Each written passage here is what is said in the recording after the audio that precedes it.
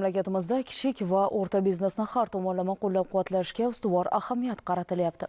Joylarda o'tkazilayotgan uchrashuvlarda ularning muammolari o'rganilyapti, soliq siyosatidagi yangiliklar yetkazilmoqda.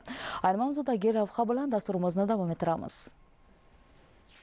Toshkent shahar soliq boshqarmasining tadbirkorlar bilan navbatdagi muloqoti Yakkasaroy tumanida tashkil qilindi. Unga tumanda faoliyat yuritayotgan 50 nafardan ziyod tadbirkorlar, korxona va tashkilotlar hisobchilari jalb qilindi. Sohaning mamlakatimiz iqtisodiy rivojidagi o'rni xususida so'z bordi. Soliq qonunchiligiga kiritilgan o'zgarishlar tushuntirildi.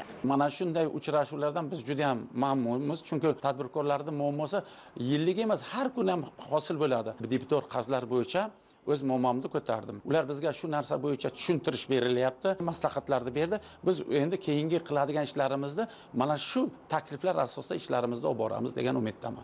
Bu kabi tadbirlar poytaxtimizning barcha tumanlari kesimida o'tkazilishi ko'zda tutilgan bo'lib, maqsad biznesni qo'llab-quvvatlash orqali aholi bandligini ta'minlashga, iqtisodiyotni mustahkamlashga qaratilgan.